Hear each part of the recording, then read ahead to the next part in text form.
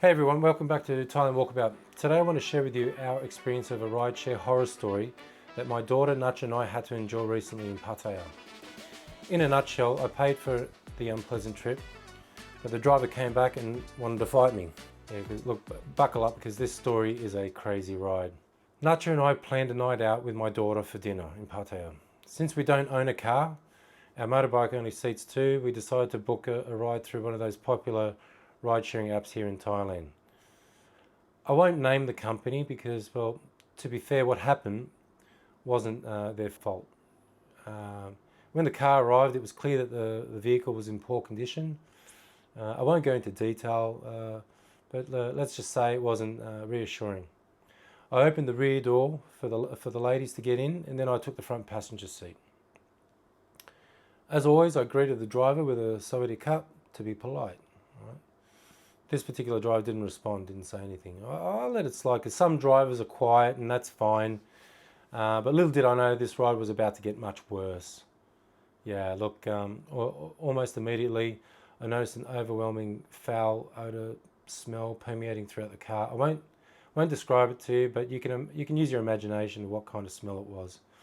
I discreetly texted Natcha to confirm if I was just imagining things, and she replied agreeing that the smell was unbearable. To make matters worse, the ride was really bumpy. The car's transmission wasn't in sync, it was struggling to get into gear, and the driver was erratic, complaining loudly in Thai about other cars being slow on the road. After 20 agonising minutes of having to put up with the stench, Natcha mentioned that she was just feeling sick, and my daughter said the same out aloud. We finally arrived at the restaurant. The two ladies jumped out of the car like lightning, gasping for fresh air. Unfortunately, I had to stay behind another minute or so to handle the payments. I used the app's online payment feature, otherwise known in Thailand. It's called Scan. It's really common here in Thailand. But I didn't leave a tip this time, just the exact fare. I mean, who would, it's just terrible. As we queued for a table at the restaurant, thinking the ordeal was over, we suddenly heard this loud male voice behind us. Everyone in the queue turned to see who it was, and it was our driver shouting in Thai, pointing at me and his phone at the same time. I calmly approached him and asked him, I said, look, what's the issue? And he claimed that he alleged that I didn't pay. Well, thankfully I had a bank receipt on my phone, so I showed it to him, and Natcha stepped in and started speaking to him in Thai, explaining that the payment had been made and suggested that he check with his bank. And this just made him even angrier, and he began yelling in Thai more aggressively towards Natcha. This is where I intervened. I told the driver to relax and have a proper look at the receipt. I told him to just, mate, stop carrying on. And then things escalated from there. The driver started making threatening gestures and said in broken English words similar to, Farang, you want boxing? You want to fight?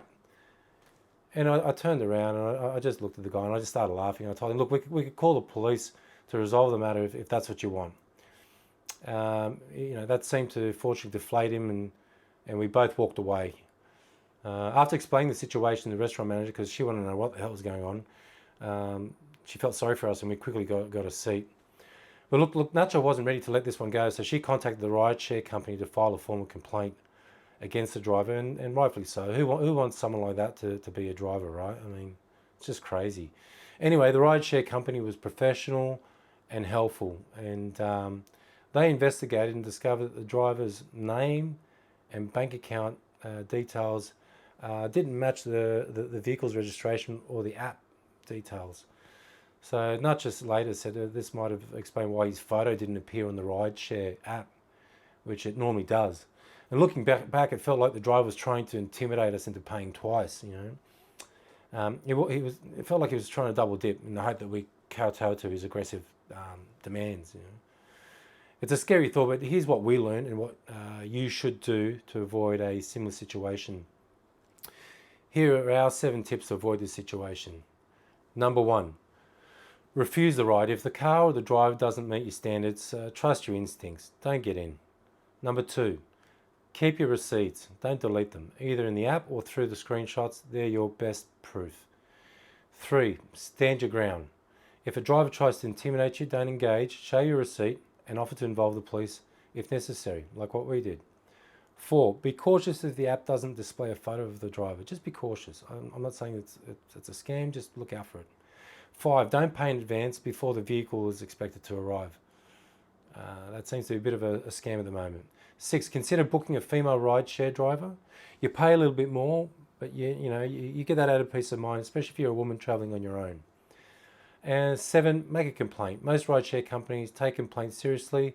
We reached out on Facebook and the response was great. And I'd add number 8, just call the police. Well, that was our crazy ride share experience. Let me know in the comments below if you had a similar situation occur with you. We'd love to read your comments. But look, anyways, thanks very much for watching. I hope this story was helpful in some way, making you stay safe whilst using a rideshare service. Don't forget to like, subscribe, and hit the bell button for more stories and tips. See you in the next video. God bless.